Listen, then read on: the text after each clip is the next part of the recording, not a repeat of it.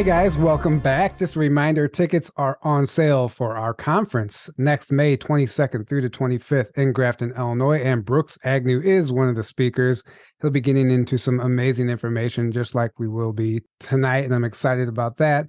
But tickets are available at journeytotruthcon.com. That link is below. It's going to be a lot of fun. Come hang out with us.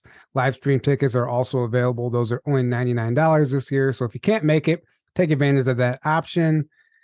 Hopewell Farm CBD. Guys, if you're looking to try a new CBD, that stuff is amazing. It's incredible, especially if you have any type of chronic pain, especially like my back pain. It's helped tremendously. And even if you have trouble sleeping, you know what CBD does, but their product is very clean, very clean. It's full spectrum, and I highly recommend it. You get 15% off all of their products with promo code JTT Thanks, and that goes to the end of December. I believe it ends on Christmas. So take advantage of that while you can. And as always, 20% off all of our Teespring merchandise with promo code 20 and back. That being said, welcome to the show, Brooks. How you doing? I'm doing fine, sir. Good to be here. I'm looking forward to the event in May.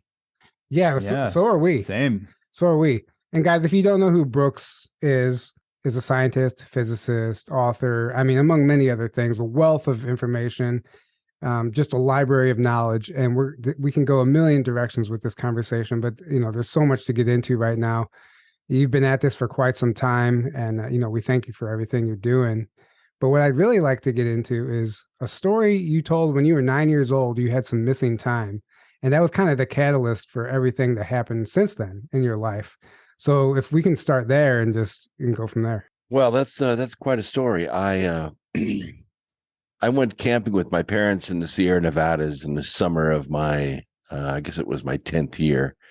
And we were up around, I guess, 7,500 feet, something like that. I think we were the only people in the campground. And woke up on Saturday morning, and I woke up before everyone else. My grandfather was in another tent, and my mom was in my tent, and I didn't want to lay around, and no one wanted to get up yet. So I said, well, I'm going to walk up to the creek and do a little bit of fishing. And they said, yeah, whatever. So I grabbed my tackle box and my fishing pole, and I walked. It was maybe 1,000 feet, maybe 1,200 feet from our campsite up to where this creek was that ran through the campsite. So I laid down my tackle box and put a little lure on my fishing rod and cast it, I don't know, maybe a dozen times or something. But you know how 9-year-olds are, they just get bored pretty quickly, I guess. It was just casting practice, no fish. Right. And, kind of laid around, skipped some rocks, enjoyed the scenery as much as you can when you're 9, and then picked up my pole and my tackle box and walked back to the campsite. And as I was walking back to the campsite, I noticed that there was that mint green, Jeep pickup truck parked at the campsite, and standing outside of it was a ranger who was talking to my mother, and she had her arms folded in that way. Moms always fold their arms like they're mad. And I come walking up, and they turn and face me as I'm walking up, and they go, wow, where have you been? I said, what do you mean, where have I been? I told you I was just going to walk up there and do a little bit of fishing. I didn't catch anything, so now I'm hungry. And they said, well, you've been gone all day. And it was like, close to dusk, not just after dawn. So that I didn't have that kind of passage of time at all. So anyway, we went through that argument. I didn't get a beating. We ate and went back to bed, and I thought everything was normal. But when school started about 2 weeks later, everything was different, because everything came to me very, very quickly. And, you remember, well, you probably don't know, but in the old days, we had this thing called the SRA readers, and they were green and yellow and blue and red colored short books, and you could read them and answer questions at the end of them. And what it did, it sort of graded you on how good of a reader you were, what your reading comprehension was. And I don't know, maybe there were 100 of these things in this set that sits in the classroom.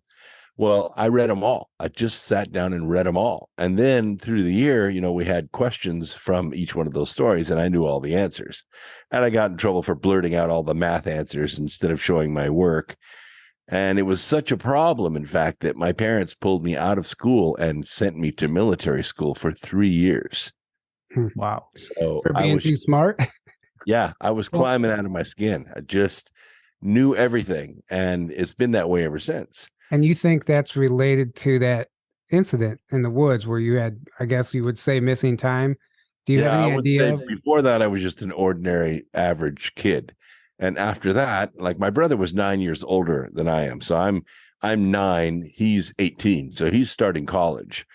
So he comes home from school, and of course, my mother was like, "Will you do something with your brother?" So he just laid out a big piece of paper and gave me a pencil, and he wrote up in the top corner, hydrogen, nitrogen, oxygen, and carbon. And then he gave me bonding rules for each one of those. Like this one has 2, this one has 1, etc.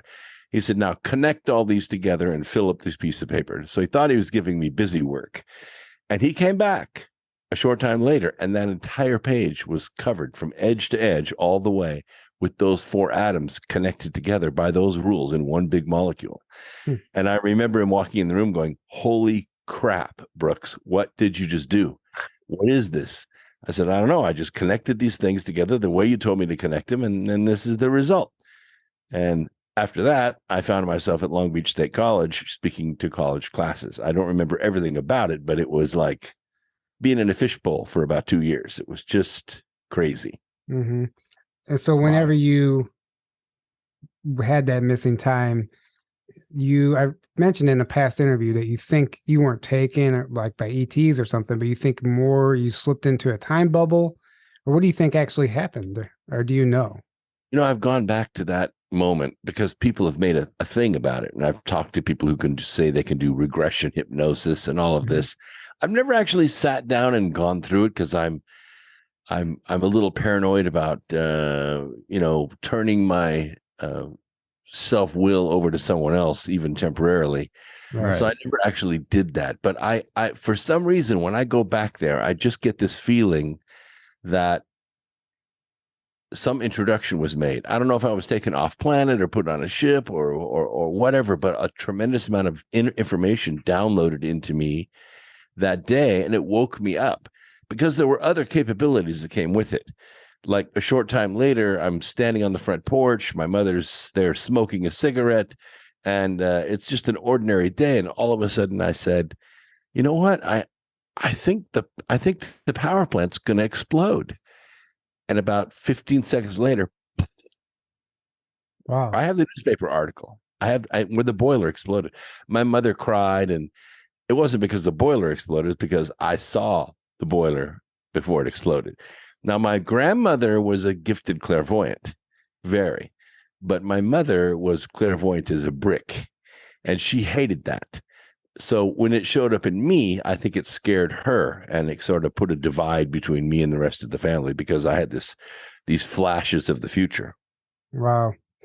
I remember you saying that when you were in 8th grade, the newspaper came to interview you because of your math scores, and they asked you something about what you want to do when you get older. Can you tell that story? Yeah, so I'm at high school in California. I can't remember the name of the high school, but it was off of Heil Avenue. Or I'm sorry, junior high. I'm getting ready to go into high school, 8th grade. And the newspaper comes to me because I'm one of the top math students in the state of California. And so it was kind of a notoriety, I guess. And my math teacher is the one that set up the interview. So the reporterette comes and she's asking all the ordinary questions. And then she says, "So what do you want to be when you grow up?" And I didn't even hesitate. I remember saying, "Well, I want to be an asteroid miner." And she did not know what to make of that. I don't even remember the questions after that, but it was like we hadn't even set foot on the moon yet. Okay, this is 1968. We weren't there yet. So it was so foreign to anything that anyone in this country would have ever thought of, and it was just so ordinary to me. Like we've already been there. We've already harvested minerals on asteroids and brought them back to Earth. We hadn't, but that was the future that I saw. Right. Well, I thought you described it as remembering Like that from the past, it wasn't the future. Or did I misunderstand that? Well, yeah, it's like remembering the future, seeing something in the future and then bringing the memory back to the past. And I think that's kind of what happened to me in my youth, which made me really not fit in. And in fact, when I wrote the book, Remembering the Future, I took that part out of the book. I took that whole story out of the book. And then before I published it, right before I said it, the editor said, look, why don't you put it back in? We really like that story. And I said, well, look, I'm a professional engineer. If I put that stuff in the book and it gets out there and people, start razzing me about it. And finally, I just said, you know what? I think there are people out there that need to hear this. I don't think I'm alone here on this planet. I think there are other people who don't feel comfortable totally living here on this world. They feel foreign to it. So I put it in the book. And it became a bestseller, mostly, I think, because of that story. But at least I was able to share my ideas about technology with people. Right. I mean, obviously the information is fantastic and we all love it, but people love a good story also. And that's just the nature of it. That's just the nature of it. And that's actually a good way to trick people into learning something. If you can include those, make it enticing, they're learning at the same time, which, that.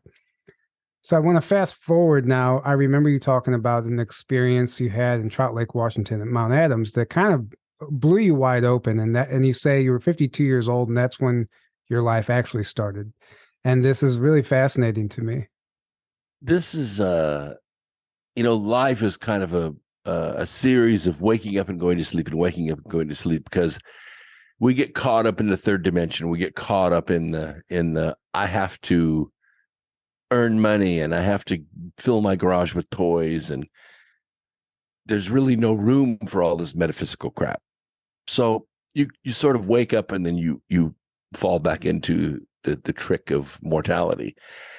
So I get called by James Gilliland, who runs this a facility in Trout Lake, Washington. Mm-hmm.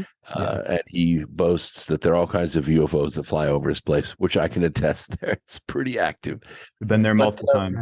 Right. Yep. Yeah, it's a great place. He calls it the sanctuary. So I thought, well, okay, this is a sanctuary, for people to come where they don't get bothered by the outside world. And but then I realized, or maybe it was the sanctuary for ETs, but then I realized it was a sanctuary for us, that we could go there and we could be ourselves and not have to worry about being criticized. So it's Saturday night. I'm alone in my no, I'm not. I'm not alone. I'm with three other people in my sort of room area. I stayed in a cot in the computer room, and we're meditating. And the window's open, everything, and we're looking at Mount Adams in the moonlight. And we all close our eyes and we're meditating away. And I feel like this kind of padding, like a pulsing against my heart area. And I begin to hear music in the background. So I think to myself, well, there's 300 and something people here. Somebody's playing music in the house. That sounds really cool. But as the moments went on, the singing began to become more clear. And it was like a choir. It was like a choir with thousands of voices in it. And as I listened closely, I could hear the bass, and I could hear the baritone and alto, and I could hear all the different voices. And then I realized that they were singing words. Like sometimes you listen to opera and you go, gee, that really nice, sounds nice. It's Latin or something. But then you begin to listen to the words. Well, that's what it was like. And the words that they were singing were these long, extended words, but it was peace, love, and joy over and over and over again. And I thought, that is just really, really cool. But I realized that no matter where I turned my head, as I had my eyes closed, the sound was the same. So it wasn't coming from outside my body. It was coming from inside my body. It was coming from this heart area. So then the music sort of went quiet and faded out.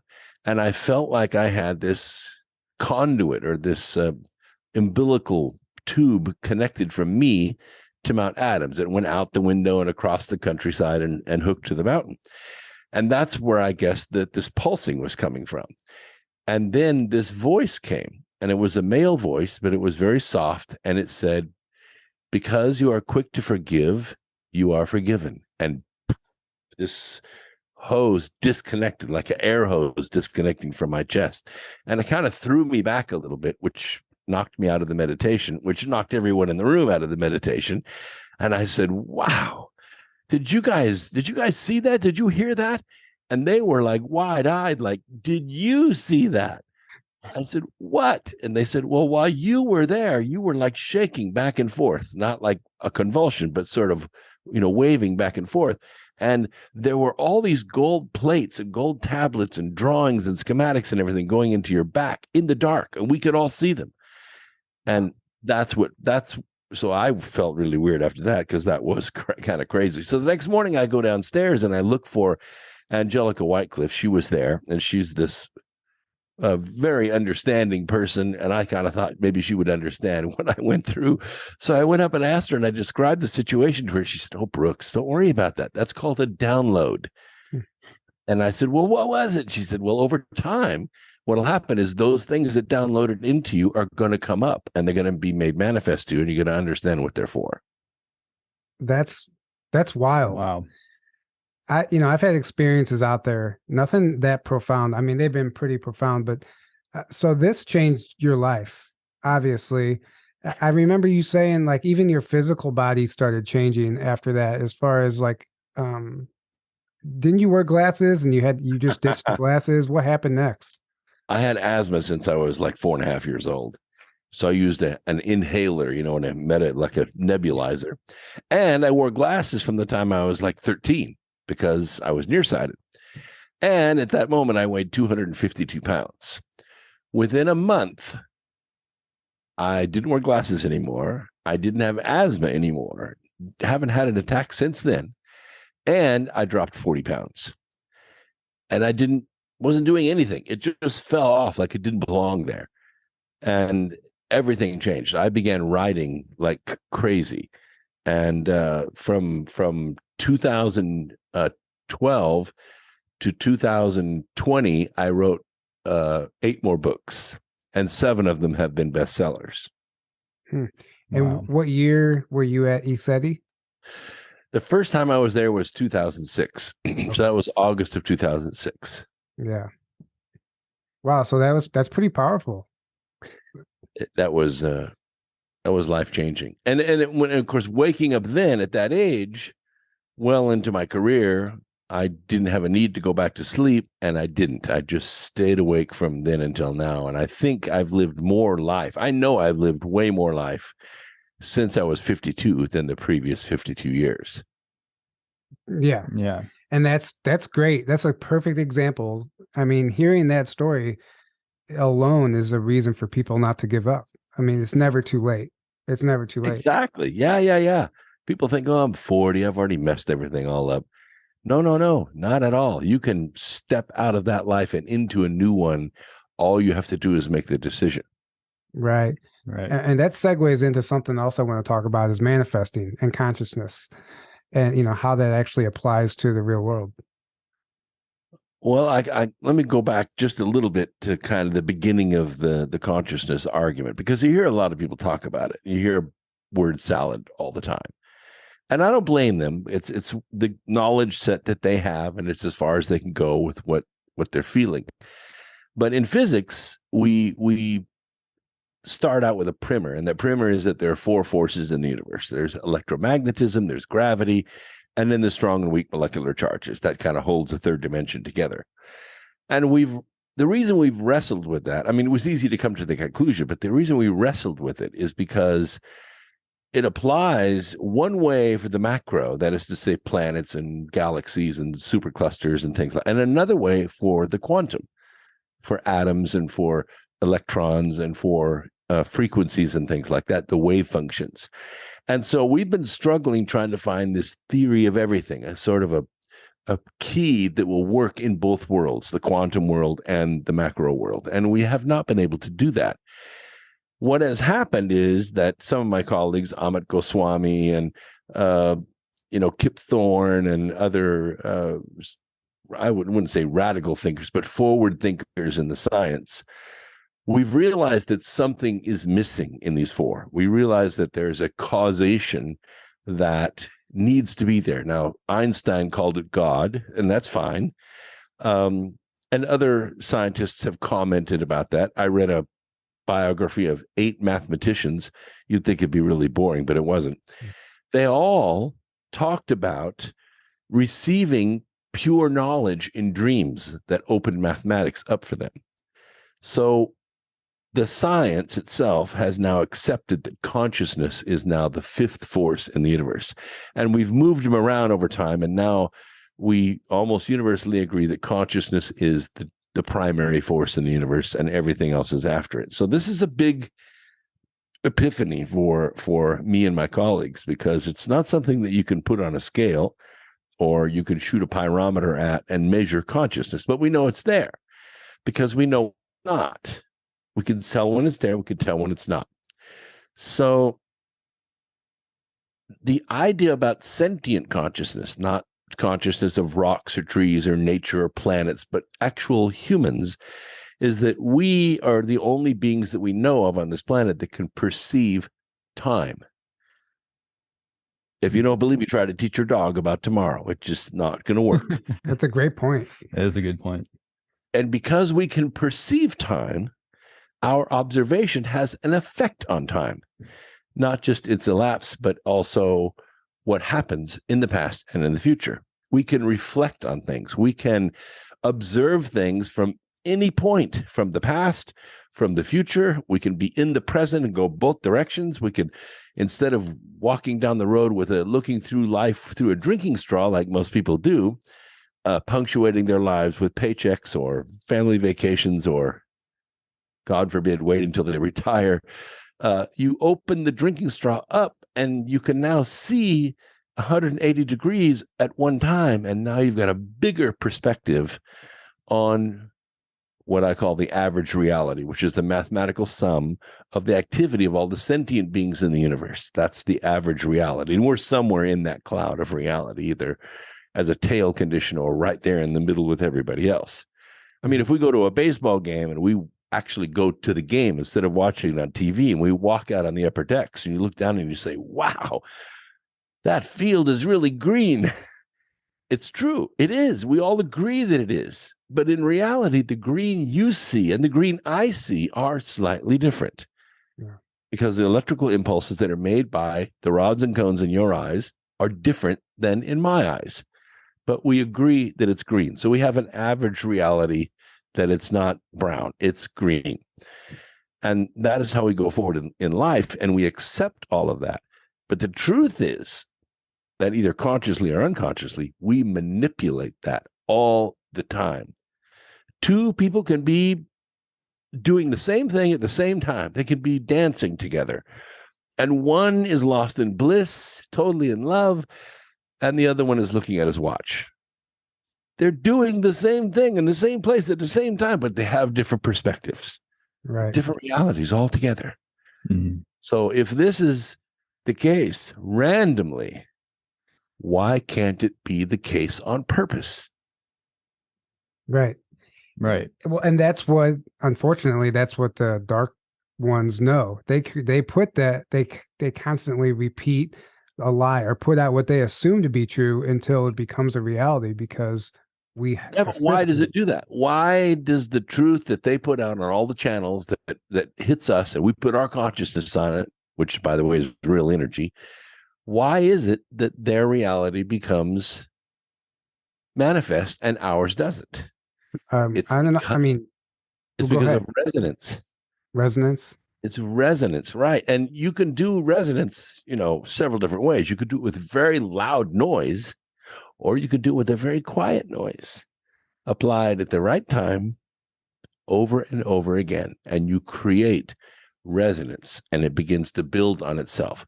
If you look at throughout history, not the last 25 years, but before that, all the real trends, all the real changes in the world started with 1 or 2 people. It didn't start with a big crowd. It didn't start with a 1 million person protest. It started with 1 or 2 people, and then that changed the world. They're trying, and by the way, this is counterclockwise energy. This is in the Fibonacci. We're talking about a creative, regenerative energy. The other energy is clockwise, and it's male dominated, and it's destructive energy, but it requires tremendous noise to make it go. And that's what they use, what I call the global media empire, to do. They shout it from every single electronic device that they can reach. And that's how they make their reality manifest. Right. Yeah, and and it's our job to remember that we have that ability also. Yeah, it's gonna start at your event in May. Yeah, exactly. Right. You might as well be there, participate in it. So, you were Yep. talking about going back and forth, being able to go into the past, into the future, and all that stuff with consciousness, right? Well, what is that?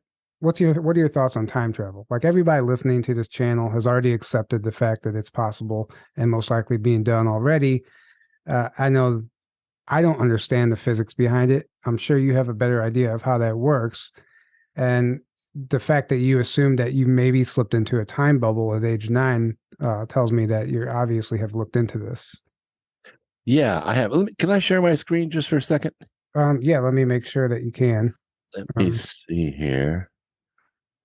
If I hit this, you should be able to see that frustum, right? You can see that? Yeah. Right. Okay, so for a long time, I had this in the book. I thought time was like a segment, and we could perceive sort of before and after this segment. And this is the formula for a frustum. And my editor said, if you put this math formula in the book, it's going to cut sales in half. But because nobody's into differential equations like I am, so they really don't get this. So I thought, how do I explain what time is really like, what it means to move through time? And what came to me was that time is not a mathematical formula like this. It's more like an observation. So it looks more, and I created this 3D image so that I could put it on the screen and explain it to people. Time is like this, like a 3D funnel, except we're not at the point of it. We're in the middle of it. We're in the middle of this funnel. And behind us is the past. And the past is not a straight line. It's kind of an effervescent tube. And inside of it are all the things that we have passed through up to this moment in this time construct. The reason it's not a line is because we can go back and we can reobserve the past, and we can change how we're affected by it. We can resolve things. We can clear things, pain and mistakes. And if we missed questions on a test, we can go back and get those questions right again. And then now in our minds, we've aced the test. So life changes as we alter or reflect on this past. In the immediate future, you notice it doesn't expand out to infinity. It's kind of truncated. And the reason is because of all the choices we've made up to this moment. We didn't go to school. We got married too young. We decided not to move, or we did move. But the choices that we made in the past affect where we are right now and what we can do with our lives for the next, say, 6 months to a year. But after that, it's the potential of all potentialities. And if we can manifest a dream, either something we want, like a truck or a motorcycle or a house, or something we want to be, or something we want to do, like I want to go to Egypt, I want to visit the pyramids. We don't think about the money, we just think about that image. And the clearer we can make it, the easier it is for the universe to manifest that for us. And all we have to do is follow that path and resonate with it, and that future will occur. And I teach people this, and it's kind of strange the way it occurs with people, but I tell people, let's see if I can stop sharing my screen now. I don't know if I can end share. Oh, there we go. I got it. Okay. The button was over on my third display. Oh, So I was talking to a barista one time, and I was at a conference, and I was experimenting, I guess. And I said, so what's your dream? He said, well, I want to buy a truck. I said, oh, I see. So is it a black truck? He said, no, it's white. Ah, okay. Well, is it automatic? Nope. 4-wheel drive. It's a stick shift. It's lifted. And we got all these details out. And after I said, so then I said, well, how much does it cost? He said, well, I don't know. I said, well, we need to have all the details we can get about this truck, but here's what's going to happen, Mr. Priest. When we come down off this mountain and you go back home, you're going to see that truck everywhere. You're going to see it at the mall. You're going to see it on the freeway. You're going to see it at a car lot. That truck is going to appear before you. And that's how manifestation works. Yeah, and that's absolutely true. And it's like almost like a vision board. Yeah. Yeah. I mean, there was a book a long time ago called The Secret. Yeah. And Rhonda Byrne did a great job writing it. She did it in kind of story form. It went nowhere, actually. She got an investor that printed up like 100,000 copies, and they gave them away to real estate agents. And these real estate agents liked the book so much that they sent it to Oprah. So Oprah, after getting about 6 or 8 copies of this book, like, oh, you've got to read this book, she finally said, okay, I'll interview the author. And that is what made Rhonda Byrne famous, was the interview on Oprah. So I got it. I read the book, and she was on to something. You look at a picture in some fashion magazine or some travel magazine, and you cut it out and you stick it on your fridge with some magnets, and you look at it every time you go to get a glass of ice water or a ham sandwich. But millions and millions of people did this, and nothing happened because they were missing the key component, and that was the resonation. You can't just keep looking at the future. You have to look around you in the past to see what's vibrating with that energy that you just put out there in the future. And those are the things locally that you could put your energy into, and the vibrations go right back to the future and build that thing for you. Right. It's like the bell effect, and you ring the bell, and what it's affecting around it is right. And you can't just keep holding on to the bell and she's wailing it with a hammer. Right. What's reacting to the bell is basically your next step. Right.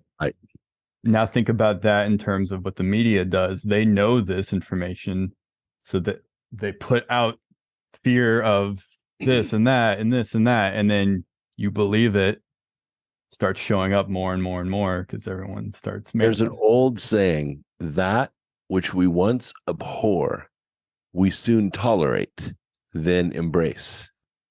Mm-hmm. So they don't come at you with the end game, because it would be so repulsive to us that we would have an allergic reaction to it. So you're right. They give us the little tones here and there. This is okay, and therefore this is okay, and therefore this is okay. And before long, you're embracing the dark side. Right. So going back to completing my thought about consciousness, though, I've heard you describe that, the universe, it all started with one consciousness. You've described source itself as a consciousness. And the way you described it is that we are all source, right? You said we aren't separate from the source, but we're participants of it. Well, we think of source as the single almighty intelligence. And my friends and I call this the big snooze, when the universe just all collapses back down to nothingness, to a singularity again. And source had this I am moment. It became self-aware, but it was alone. It was solitary. And it decided to divide itself into two. And for a long time, I wrestled, and I've got this in my lab notebooks behind me. How did that division occur? I mean, what physically actually happens to source? Is it like a cell, that divides, like chromosomes split? And I decided it's got to be the same mathematical principle that we've been applying for the last 20 minutes. It's got to be that square root, because you're talking about not a flat condition. You're talking about some spherical existence. So it took the square root of itself. So now there were two equal versions of source, and one or both of them began to continue that process until there were trillions and trillions of sources. But, if you take the square root of anything, I don't care how big it is, it doesn't take very many iterations before you approach one, right? Because the square root of 16 is 4, and the square root of 4 is 2, and the square root of 2 is 1 point something, right? And then the square root of that's 1 point something. You approach one, but you don't actually ever get to one. However, what happens is these soul mates are created in pairs, but they're very, very close to being identical, except that they begin to have mortal existences. And as they have mortal existences, they begin to grow in stature. They get more experience. They have pain. They have babies. They have success. They have failures. And they gain knowledge, iteration after iteration after iteration, hundreds of lives, thousands of lives, millions of lives. And in the scriptures that says, be therefore perfect, even as your Father, which is in heaven, is perfect. Well, I don't know about you, but I feel like I've been handed the big end of the bat and told to go to the plate and hit a home run. I don't know how to be perfect. It's been confusing to me ever since I heard that statement in Sunday school when I was a kid. The truth is that statement is confusing because it's translated wrong. The word's not perfect in the scriptures. It's complete. Be therefore complete, even as your Father in heaven is complete. Be therefore like the original source. And how do you do that? You do that through experience. You do that through mortalities over and over and over again until you grow back to the point where now you are source, all of it. And the process is we are participating in this creation. And that's been the process for billions and billions and billions of years. Right. And that's exactly why some people call religions traps, because it puts God outside of you. It puts source outside of you and not within you. And it puts a cap on what you're capable of. I have this series of books called the Birth Trilogy. It's 3 books. People call it the birth journey.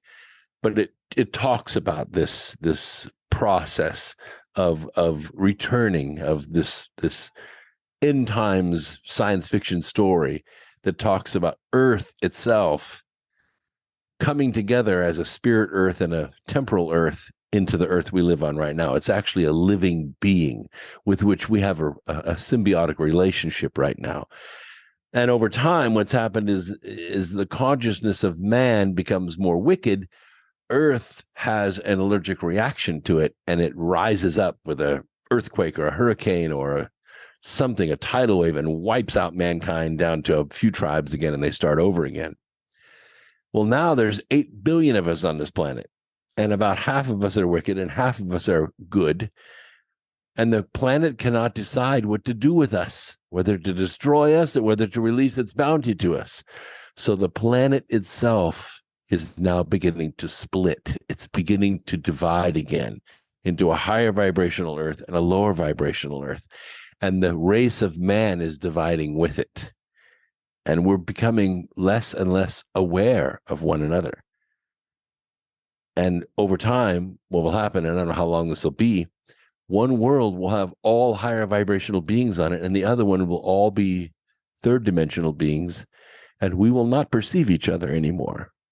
That's what Dolores Cannon talked about all the time. Mm-hmm. Yep. Know her well, or knew her well. Nice. And we can actually see evidence of that when we look around. Yeah. I mean, the world, it's splitting right before our eyes. It definitely feels that way. That's for sure. But there's also like a spiritual alignment occurring at the same time. I feel like this unifying energy or this consciousness, it's like bringing, I guess, some of us together. I guess it's bringing each group together in its own way. I don't know. How would you describe that? Well, it says in Matthew that the end times won't come, or I won't return until first there comes a falling away. Well, that term falling away can also mean graduation. Like most of the people that I know that were raised in a church, whatever it was, somewhere in their doctrine, they were taught that this is the true church and all those other churches out there, they're bad and we hate them. And it's been the source of wars for, I don't know, since as long as history has been written. It's a brilliant plan. If it was Satan that came up with it, I'm going to create all these religions and I'm going to make everybody think that they're worshiping God when actually they're hating all other religions. It's beautiful. It's a beautiful confusion. But what's happening now in the United States anyway, because we survey this all the time, the biggest church, the biggest religion in this country are the nuns. Mm-hmm. None of the above. I was gonna say, wait, that's a religion? Yeah. Because they graduated, whether they're Baptist or whether they're Seventh-day Adventist or whether they're Mormon or whatever, they're graduating by the millions. They don't need religion anymore because they're directly connected to source. Right. Yes. And that's the amen to that. and that's the ultimate goal for Right. for all of us. And that the realization that a lot of us need to come to. Well, it's interesting that the indigenous people that were here kind of felt that way. They didn't have a central religion that bound them all together. They all just believed in a great spirit. But when we came here, when we established our towns, we established what's known as a township. And a township, technically, economically, was 640 acres. You place a church in the middle, and then you build the support community around it, and then out to the farms. That was a township. So you can make the argument from the original compact of people that came in wooden ships and landed in Plymouth Rock to way on up into early 1800s that it was religion that brought us together into communities. You can make that argument. So maybe religion was necessary in that point because it created a commune, a kind of community of people that had a like belief. But as they began expanding and stepping on one another's territory, that blended away. And in a couple of 100 years, you find where we are now. Right. I actually agree with that. It makes a lot of sense to implement religions in a primitive civilization for that exact reason, because otherwise they'll end up killing themselves. I mean, if you give them a higher power, give them something to believe in, it would force them to want to do better and unite. And whenever they don't quite have that understanding themselves to just naturally do that. But then it can become a double-edged sword where you have like things like the Crusades where they start going around killing other people in the name of their religion and their God. Either convert or we kill you, like these holy wars essentially. And then another religion that's created wants to kill this religion because theirs is right and you need to convert to mine. And then so it can do both, but it all comes down to the consciousness of the people is really. And then I feel like once your consciousness, you like outgrow it once you get to a certain level where you're like, okay, once your consciousness gets to a certain point and you realize, hey, wait a minute, I could push this thing around. Right. I don't need to have that person that I go to make that connection for me. I can make it myself. And I don't need to be saved by an outside God because God is everything. It's within me. Yeah, the whole concept. That's what Jesus actually taught when you actually do your research. He did not teach he was your savior and to worship him. He taught the exact opposite, actually. He said, you are just like me. And he tried to say, the kingdom of heaven is within you. That's what he said. He said, don't you know your gods? Think about it. In the big picture, Jesus didn't come here to support the church at all. No, Everybody opposite. Reads the book, gets that. Quite but he didn't come here to teach us of his divinity. We already knew that. Mm-hmm. He came here to teach us of our divinity. Yes. Mm-hmm. Exactly. Yeah. And it was necessary. Even though it turned out the way that it did. Yeah. They killed him because he was a threat to the church, to the system. It's actually the opposite. Yeah, that counterclockwise energy conflicts with the clockwise energy. Right. But you could see what happened when it's left to itself. The counterclockwise energy does grow. People do get healed. People do get saved, so to speak. They have this mighty change of heart where the fruits of that change of heart are love and charity and long suffering and patience. And, those are the fruits of the Spirit. But the other way, it is, how much can I put in my barn? How much can I hoard? We were talking about billionaires the other night over scotches and cigars. And we were asking the question, why do billionaires even exist? I mean, I know why they exist, because they accumulate money to the point where it becomes self-regenerating. But What happens to a billionaire when they get to that point where they literally cannot stay awake enough hours to spend all the money? Right. They become miserable. It's like a I don't know parasite. any happy billionaires unless they're really all about, tearing down what has been built around them. They're all miserable. They're all hateful. They're all evil.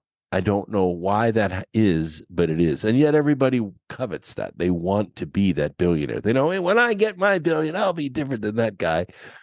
Well, No, you because the system that allows you to become a billionaire is built on evil. So whenever you fully submerge yourself into that system, inherently you become that. You become unhappy and you're in that energy. So there's no way around it. And a There's no lot of way people around sell it. their soul to become that in the first place, or to become Oh, a yeah. huge celebrity in the first place. You So have to you have, almost sell your soul to the so evil what is a system. soul worth? Right. Right. What is a soul worth? Well, it's worth what someone's willing to pay for it.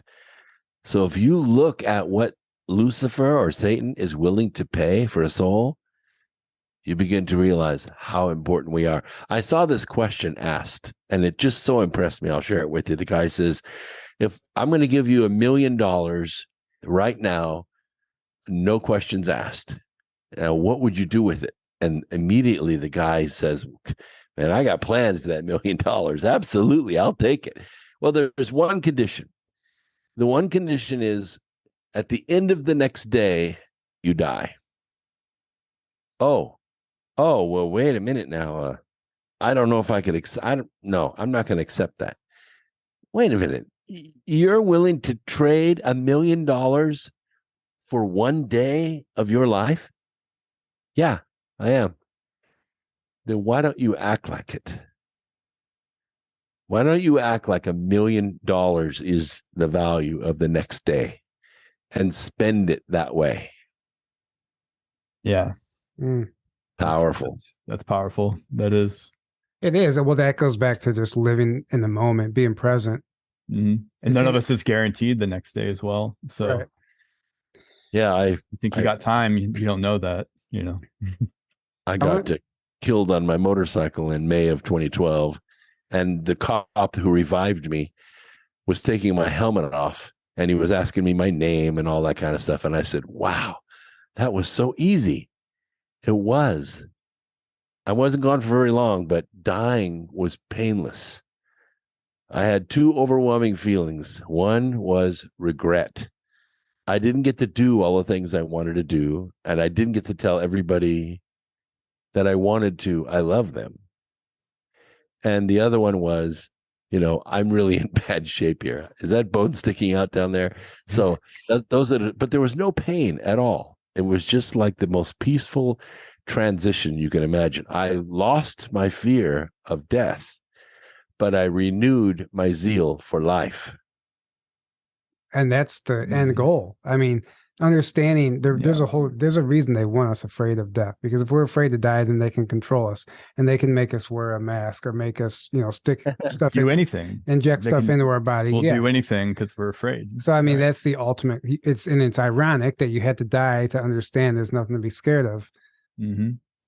Yeah. There's nothing to be afraid of. We are eternal beings, and we're just having a mortal experience. Right. Exactly.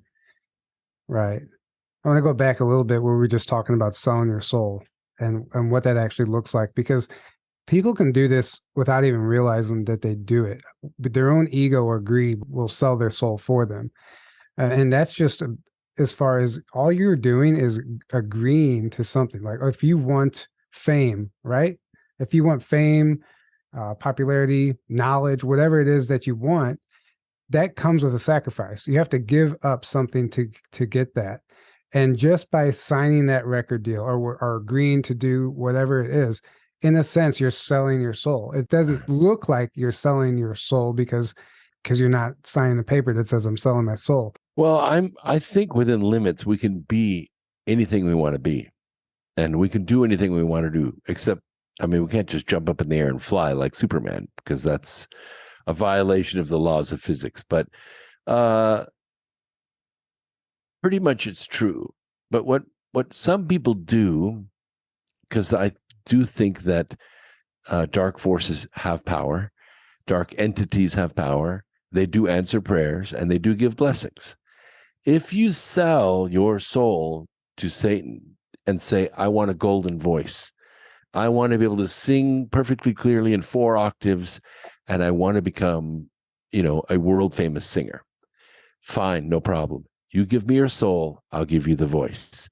I wouldn't except that I actually heard a singer tell me this, that she had sold her soul to Satan to have her voice. And it is a phenomenal voice. But that's scary, because sooner than she thinks, this life's going to be over, and that debt is going to be paid. Right. Mm-hmm.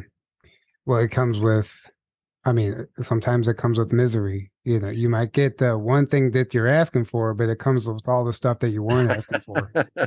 You remember the movie Bedazzled? I don't think I've ever seen it.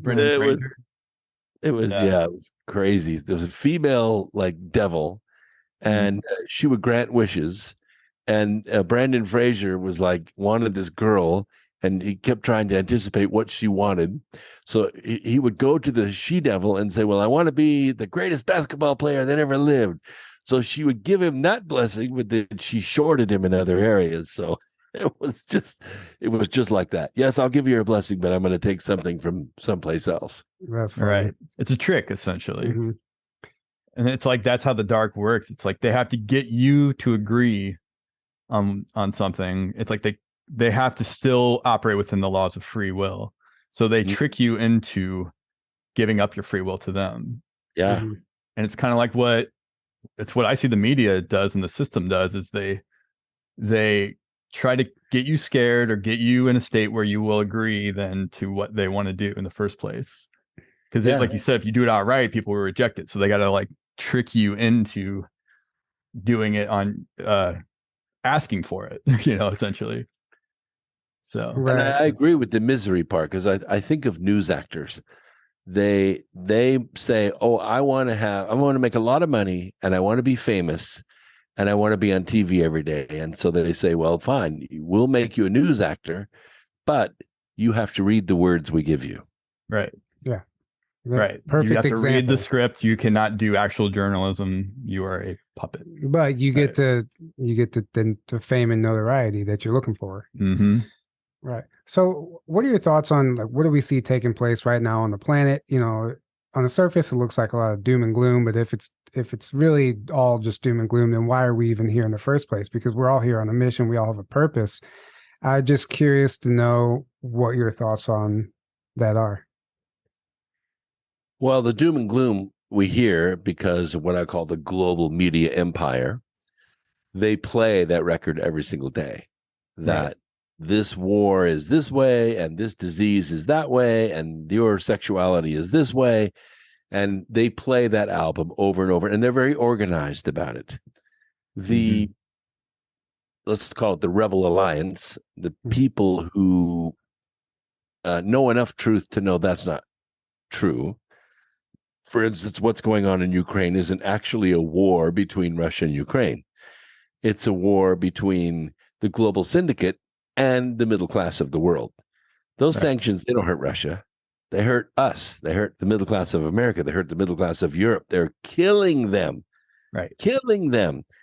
And this is a proxy war using Ukraine against us, not against Russia. It's the cabal versus humanity in reality. Yeah. Exactly. We're seeing our tax dollars pour into a rat hole in Ukraine, and then magically they come out other holes into people's pockets and buy elections. And we're watching it in real time, and there's nothing we feel we can do about it. We vote our guts out, and nothing changes. And they rig the elections anyway. They rig the election system actually is rigged. Where exactly. People you don't even have to run a campaign. Right. Joe Biden. It's sort of like, we're going to run a marathon. All these candidates are going to line up. Ready? Boom. They shoot the gun. Well, one of the candidates just steps onto the shuttle bus. Yeah. And just drives to the winner's circle, and he gets out of the bus and goes, "Oh, the winner!" And he gets the trophy. That's Oh, the winner. great analogy. Perfect And That's analogy. the best way to describe How it. dare you try to overthrow an election? Joe Biden got 81 million votes. Oh, it's amazing. And, Right? and on a small scale, Katie Hobbs won the election. What? Yeah. How Yeah. did Right. And we're supposed to just buy that. And then you're an election denier if you even question that this could be cheated. That's better. You're an election denier. So we create this derogatory term to try to, one, dismiss the people that are seeing the fraud or seeing how things aren't adding up, and two, scare people that would think about questioning it, and to not like, oh, I don't want to be called a conspiracy theorist or election They don't want denier. to be labeled. Yeah. So it's all these psychological games. They See, I didn't explain that to you. You already know it because you're part of the Rebel Alliance. You have this consciousness that's telling you, wait a minute, that's not actually happening. Everyone else around you believes it, which you think they're crazy because, wait a minute, you're looking up in the sky and you're telling me it's dark, but I can see the sun for myself. It's actually light out. Mm-hmm. Right. That's how plain it is to us. Right. Pee on you and telling you it's raining. Yeah. Yeah. I like that you call us the Rebel Alliance. Yeah, I like that. Because it's true. We really are. I mean, we're all here on this mission, right? We all have a purpose. It looks like it's doom and gloom, but it's not, because ultimately, like you said earlier, we're splitting. The planet's splitting in two. Yeah. The planet's splitting in two. And you can't call it a revolution, because a revolution means, that there's a leader, and we don't have one. We don't have a leader. This is decentralized. This is a resistance. And I think of like revolutions that happen. They start, but they never finish the way they're supposed to. It's sort of like the lion makes the kill, but it's the hyenas that eat the carcass. Mm-hmm. Yeah. What we have to do is remember, we don't have a leader. What we have is a central idea. We have a central hope. And you already know it, and no one told you. You just see it because you're in this frequency range. And I think there are a lot of people like that. I think there are billions of people like that. Look at Brazil. Look at China. Look at France. Look at these places that are saying, wait, no. And by the way, here are my words. And I hold up a white piece of paper. Because they know they can be put in jail if they put words on it. So they put nothing on it, and we still get it. Mm-hmm. Right. It's true. You said before, like, everything we do affects the universe, so do everything with purpose. And I think that's something crucial that we all need to think about and apply every day, because we're only going to create that if we have purpose to what we're doing. Like just doing this show in itself right now is creating that ripple effect that's going to ultimately affect the universe. And I'm bringing it up to put the reminder out there, because even like myself, sometimes we struggle. Like, what am I doing? Like, am I just going through the emotions, but what are we actually doing here? And I think those little reminders are great for people listening that might be going through the same thing. Yes. Whether we are aware that our consciousness is having an effect or not, we are. And our consciousness actually affects the equation of this average reality. Individually, we do, just like voters, except we're now an energy presence. So I have said, if I can affect the universe accidentally, just by waking up today and being a force at my factory, why can't I do it on purpose? Why can't I align my energy with something I consciously want to happen? And I find out when I go to conferences, and I think that's kind of why they locked the whole country down, because we were ready for the Roaring 20s. Mm-hmm. We were so ready for it. 2019 was the year of awakening, but 2020 was going to be the year of action. And they locked us all down. I did one conference on the 7th of January, and I was booked the whole year. Didn't speak at another conference for 2 years. Jeez. We lost the momentum because we could no longer see one another face to face. We couldn't shake hands. We couldn't embrace. We couldn't have dinner together and sing together. They broke our resonance. Mm-hmm. But we're back. Yeah, we are. Absolutely. and they're still trying to keep They're us still trying. to keep us from traveling.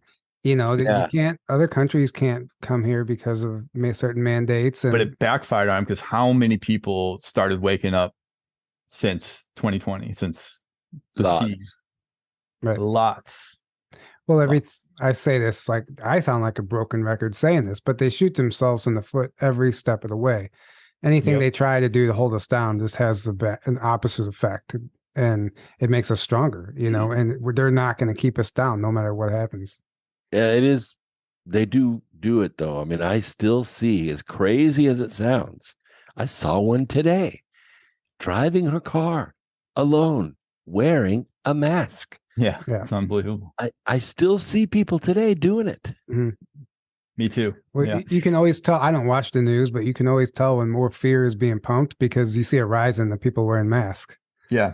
You see more people wearing masks. I'm like, okay, I know I'm that. seeing it right now, actually. Yeah, I know the media is saying something right now, but it's interesting because I just read an article that Denmark actually has gotten rid of the term COVID and it's now back to the flu. They're not recognizing COVID as this pandemic virus anymore.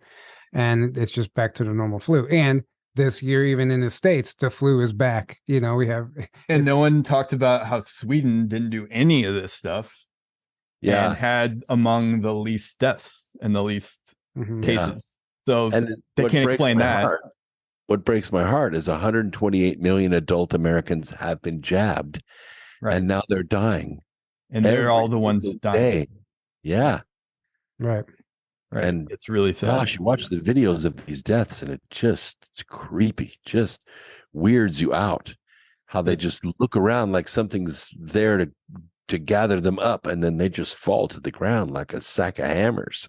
Right. Well, that brings me to the point of the split and people making a decision right now. And ultimately, you know, depending on where you were at in 2019 really mattered because what came next in 2020 was the deciding factor for which direction a lot of people were going to go. And the people that signed up for this made their choice. They made their choice when they signed up to get that put in their body. But it wasn't really a fair choice. It wasn't an informed choice. Exactly. That's true. Not a lot. It was forced upon people, and not everybody wanted to do it. Some people did it against their will. I'm not saying that as a blanket statement, but it's just one way to look at it. Yeah, it is heartbreaking. It's heartbreaking to see this, how the genetics now has changed in the body. And instead of getting rid of these metals like chromium and aluminum, and we gather them up all the time in the foods we eat, but our body sheds the metals off. After you get the reverse transcription error written into your DNA, you now gather those metals up and they deposit in your arteries and veins, and they create these kind of resilient rubbery clots that are insoluble. And eventually it will kill you. Mm-hmm. Right.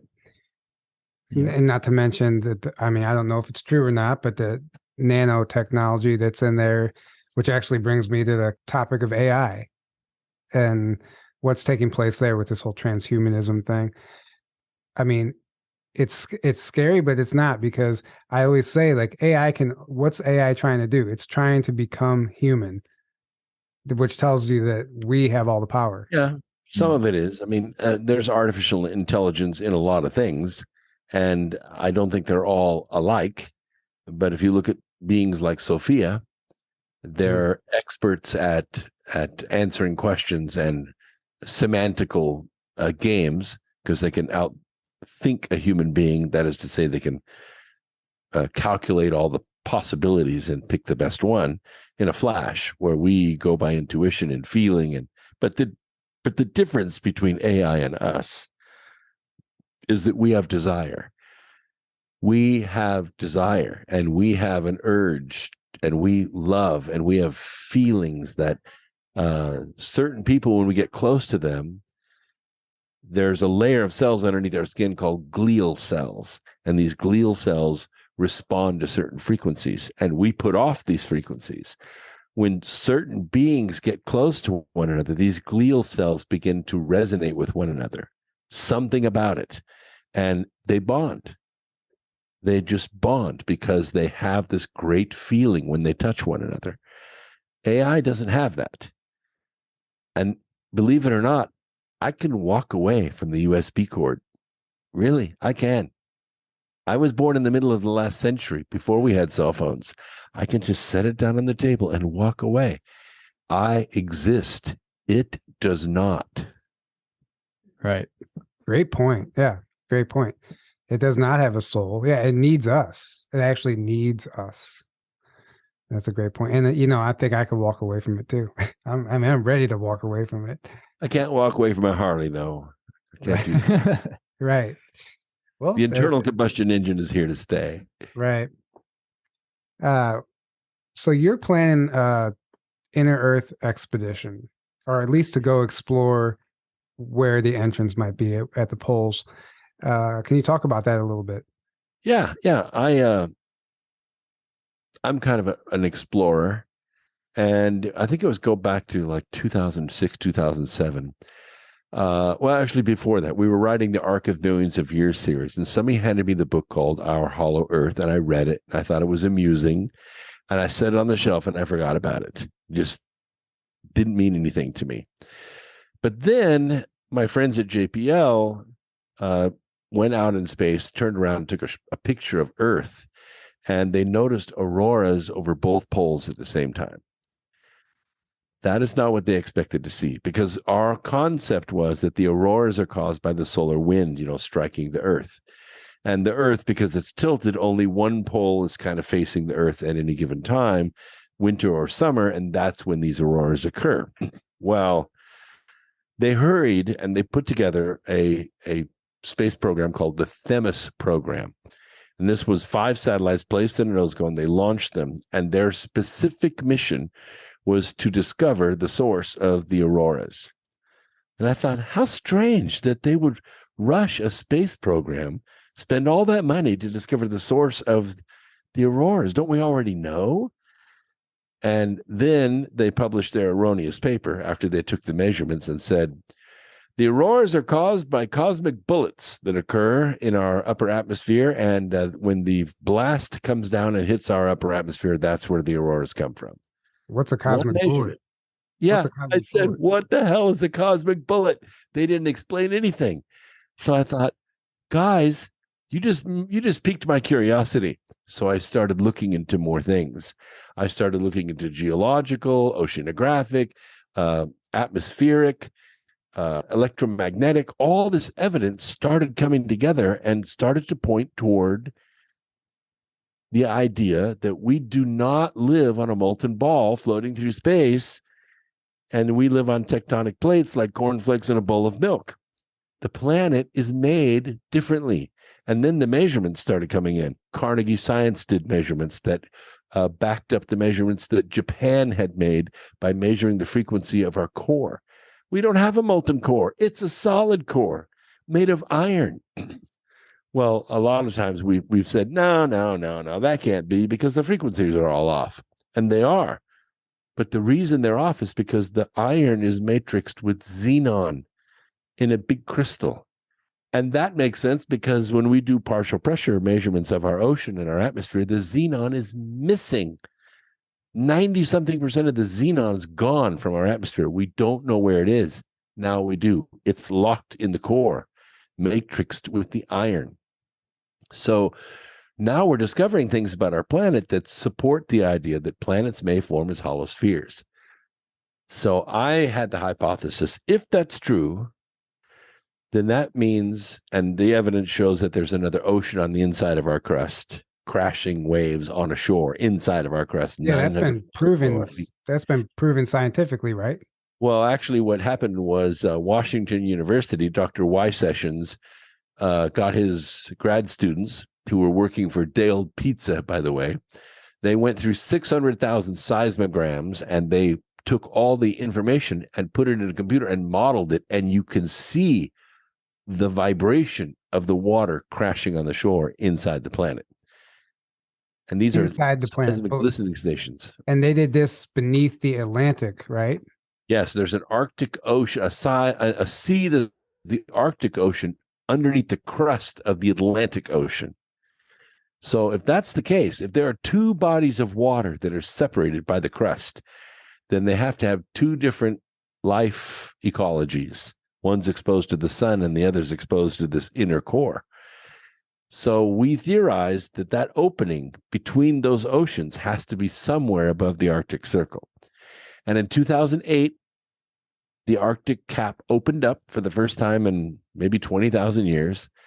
And the following summer, they netted 1,500 new species of rays in Malaysia. They do this quite often, and they never see 1,500. These were fully developed different species of rays, like manta rays and stingrays, and fish that we haven't seen in millions of years, like frilled sharks and dorsal squids. And we never seen that stuff. We got fossils of it, but we have never seen a living one. And yet there they were. So we said, there's got to be an opening through the crust, and the two oceans are blending through this opening. So let's go and see. Let's get a ship and let's go and see if we can find this opening. And the only ship that's capable of doing it is a Russian nuclear-powered icebreaker that sails out of Murmansk, which is north of St. Petersburg. But right now, you can't even buy Russian dressing. There ain't no way we're going to rent a Russian nuclear-powered icebreaker and do this expedition. But we are planning on doing it. As soon as everything settles down, those ships are there. They're willing to contract with us. It's expensive, but we think we can make a good return on the investment and go and see if we can find this opening. That sounds amazing. Yeah. That's amazing. And that's what I love about you, because we talk about all the woo stuff on this channel and everything, all these, fantastical concepts and, this amazing stuff. But you're like, you bring the science to it. You bring the science to it. And you're, I realize there's an esoteric part to it, that there may be some cosmic portal or whatever, but guys, I need verifiable, repeatable, measurable data. So that's what we're going after. Right. Yeah. And there's lots of stories, like there's Admiral Byrd's supposed testimony. There's the Smoky God supposed testimony. There's other Edidorfa. Don't forget Edidorfa, which by the way, we followed up. We went to Mammoth Cave. We took every tour. Then I sat down with the tour operators. They've been there their whole lives. And I asked them, be honest with me. What's the deepest part of the cave? You've been in every nook and cranny of this cave system. 360 feet. Nobody walked into the inner earth from Mammoth Cave. And even if you could, it's 900 miles. Right. Even if it was a 45-degree angle, it would take you so long. A caravan of people could not carry enough food and water to sustain you for that walk. Yeah. Yeah. Right. Well, it's interesting. We have all these stories, these testimonies, whatever. Well, then there's Shangri-La and Shambhala and all the ancient so-called mythologies. We went to Tibet, went on the upper plateau, and we spent a week looking for that. And we interviewed all kinds of way out of the way temples up in Shagatsit, 14,000 feet. Nobody has the answer there. Right. Well, it's been described by certain people like you'll never find the physical entrances because they're not there. You have to be at the right like vibration to be invited in by these beings. Yeah. And like the people, Billy Woodard said that the reason you can't find the holes at the poles is because there's a holographic overlay. It looks like clouds. Even if you went there, you wouldn't see it. You have to be invited in. There's UFOs monitoring the poles at all times. And there's that type of information. You can consider it or not. It doesn't prove anything, but it would also make sense that these things. There's Telos, which Lowell Johnson has his own story. He claims he was been to Shasta a bunch of times too. I've chased every one of these stories physically myself. Went there, shot my own film, did my own digging. I have my own facts. Right, repeatable and reliable. Right. Yeah, and that's important too. But it's So I think it's. But here's my argument. It's like if you go out to try and find a Sasquatch with a gun, you're not going to find a Sasquatch because they know your intention. It's the same with you might know exactly where that entrance is, but your motive is to prove that it exists and to show the world. But somebody else who goes there who just wants to have an experience that doesn't care what anyone else thinks, they might get invited in because of their intention. If they know your intention is for reasons other than, actually having the experience, you might not be invited, maybe. If you think about it, it makes sense that they don't want it proven beyond a shadow of doubt to the whole world Because then what's going to happen? The militaries and the very low vibrational systems and people are going to try to start. Oh, we gotta invade it. We gotta go down there, and that's the last thing they want. If you think about it, it makes sense. They don't want that, Right. Right. Exactly. We've established a channel on a satellite that has access to that area of the planet. So we're going to stream from the ship directly to the satellite and beam down to 2 receiving stations, one in Europe, one in the US. And those receiving stations will let everybody see what we see. So you're actually going to live stream from the expedition, or attempt to. Right. Anyway. Right. We're going to stream 4 channels, and it's pay-per-view. So it's like $20, and you can stay with us for the entire 15 days, 24 hours a day. And you can just flip between the channels so you can see what's going on in different parts of the ship.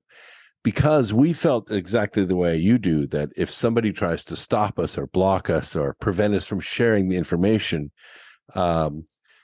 we want the world to see that happen.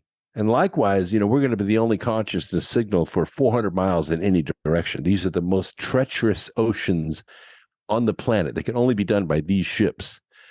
So if there is intelligent life, let's say there are UFOs that park inside the planet or on the bottom of the ocean, because we're talking about 4,000 meter deep ocean here. Right. If they come up to see us, we get it on film. You see what we see. That's great. That's amazing. Now, how long have you been planning this? Well, I actually joined the expedition in 2006. At that time, Stephen was handling the expedition. He died in October of 2007 of rapid onset brain cancer. So I thought, well, that's the end of the expedition. So they called me, the board called me a couple months later and said, look, you're a big project manager. Why don't you take over the expedition? So I said, well, okay, let me see the books and see what you got put together. And they had sold seats on this boat for about $25,000 a piece. Not a lot of them, but enough. And I said, look, the issue is, I think if we take a boat full of rich tourists up there, that's not going to be a mission I want to be involved with. So let's return all that money and let's do this as a true scientific expedition. And let's see if we can reach our 40 million fans that we have built up over the years. See if we can reach them and get them to fund the expedition, because it's going to be about $5.5 million to pull this off. 3.5 to rent the boat, and then you got to have post-production work, satellite work to get all this information out there. And we're bringing 125 scientists from 8 universities around the world, plus film crews and experts. 125 is not a big crew, let me tell you. You fill it up in a hurry. And I have so many people, I have thousands and thousands of people that have written me and want to be on this journey. Some are even willing to pay to go. But that's not the core of what we're trying to accomplish. We may only get to do this once. And we want to, and it's sort of like going on a camping trip and forgetting something. There's no going back and getting that. Once that boat takes off, that's it. Everything you have with you is all you have. So you got to take it all, and you got to be ready to measure everything. Mm-hmm. How long of a trip are you expecting it to be? It's 15 days. So we're leaving from Murmansk, and we're going to Helsinki, which is actually north, for 1 day. And then we leave the following day, and we head toward San Josef Islands. And then after that, we have a chart. We know where we want to go. And then we have a 5-day option. And the 5-day option is, if we're out there, and it's now the point of no return, and we need to start heading back to port, and we see something, we can exercise the option and stay as much as 5 more days. Right. So 15 days total are okay, plus 5 days. So we could stay 20, but then we got to get out of there because it's going to start freezing up, and we don't want to get stuck in the ice. Mm-hmm. And we are in an icebreaker, but we're talking about, we're exploring 10,000 square miles in 15 days. So we're making 8, 12, 15 knots the entire time we're at sea. And we're taking technology with us. We're taking what we call drop darts, which we developed, which are sample darts we throw over the side. They're 7 something feet long, and they go down to the bottom and they sink a pipe into the bottom and take a core sample, and then they inflate a nitrogen bag, come loose, and float back to the surface. The transit takes about 2 hours to get down there and all the way back up because it's deep. And then we recover it, bring it to the boat, take the core sample, put it in the freezer, and drop it again. We think if we're close to this opening, we should be able to find fossils that are from that inner ocean on the bottom around this opening. And then we have one more piece of technology, which sort of looks like a sled, but it's right now only crafted to go to 1,500 meters. That's as deep as it can go. It's going to take $5 million to upgrade this to go to 4,000 meters. But it has an articulating arm on it, a light, and a camera. Of course, it's cabled. So 4,000 meters of cable. Wow. You can't make any headway when you're doing this because it'll just pull it right up off the bottom. It'll strain that cable and it'll just snap it. So you got to sort of go very slow, like 1 knots. So you can take some pictures. Is it worth the $5 million to do? I don't know. We're still thinking about that. But we can take the samples. The darts cost about $1,200 a piece to make, and they cost about $80 per trip to go down and back. Right. That's interesting. Yeah, that's a lot of money just for a few pictures if it works. And how much does that much? How much does that much cable weigh? Oh, I mean, yeah. Well, I mean, the ship can carry because it's got a helipad, but yeah, it's a lot, and it has to be put together as you drop. Yeah. Well, that's incredible. Wow. I'm excited. So, do you have an estimated time when you think this is going to happen, or when you would like it to happen? We go from, we have the 6-week window in the summer that's like mid July until the end of August, and then you have to get out because it's going to be winter before you know it up there. It freezes at the rate of something like 1,500 square miles a day. It freezes, so you have to really hustle to get out of there. In fact, this ship has actually rescued other icebreakers that got trapped because the ice formed so fast they couldn't get out. In fact, my ancestor, Sir James Ross, discovered the North Magnetic Pole in 1831, and he lost his ship the first time. The ice crushed it. They had to dump out on the ice, winter right there, and in the spring, another ship came up and rescued them. And the next year, they got another ship, and they went up and found the North Magnetic Pole. Wow. But, I mean, this year, next year, obviously not this year, but... Yeah, well, the plan is you have to have your deposit in by October of the previous year. The deposit is about $1.75 million. That just reserves the boat. Then you got to pay another $1.75 million by May. So you have 5 months to raise that money. Then you leave in July. And of course, there's a lot of logistics and planning to go between those times. We still have to get all the scientists from their universities with their gear to Moscow, and that's a big plan too. So it is at least a year. I would say if we were going to plan a date and this disagreement we have going in Ukraine were over today, we would not be able to go till 2025. Right. So it's still quite a ways out, but it's quite an undertaking, and I understand there's a lot of planning. So, I mean, more power. We've spent close to $85,000 so far, and that's all come out of my pocket. But I'm happy to do it. It's pure science, and the data is blows my mind every day. It's not like I'm gaining data that says, "Oh, well, that's the end. We're not doing that expedition." No, it actually inspires us. We have Washington University, we have Cambridge, we have Stanford, we have one university in Australia. They don't want me to say their name on the air. We have Scripps in San Diego, with lots of universities that have crews or have staff that they want to send with us to do their experiments and gather the data. Of course, we're going to get it all on film. All right, that's great. Yeah, that's incredible. That's great. Well, thank you so much for joining us today. This has been incredible. We covered quite a lot.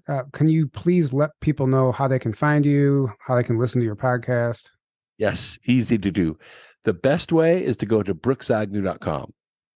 That's easy to do. You can find it in Google if you forget my name, but brooksagnew.com links to everything. My books are on Amazon, and my books are kind of unique from other people's books that if you buy a book off Amazon, either the Kindle or the paperback version, I will give you the audio version for free. Cool. So if you're not a great reader, don't worry about it. I read it for you. Is it audio? Awesome. Is the audio version your book? Your voice? Yeah, it's my voice. I couldn't afford a professional, so That's better though. I like that better. It. Me too. Yeah. I mean, because you get to read it with your own emotion as it was meant to be. So. Right. Well, thank you so much. This has been great. Yeah. We look forward to officially meeting you at the conference. We're looking forward to your presentation. That's going to be awesome. Yeah, it is. I can't wait. Yeah, thank you for joining us. It's going to be fun, guys. If you haven't decided yet, tickets are still available. Obviously, it's quite a ways out, not till the end of May, so you have plenty of time. And my newsletter is free; it doesn't cost anything, and the link to that conference is in my newsletter. So we're sending it out to my database twice a week. Great. Nice. Well, thank you so much. We really appreciate that. It's going to be fun. So come hang out with us if you want to, guys. Thank you so much, Brooks. Thank you guys for joining us. And until next time, have a great evening. All right. Bye-bye.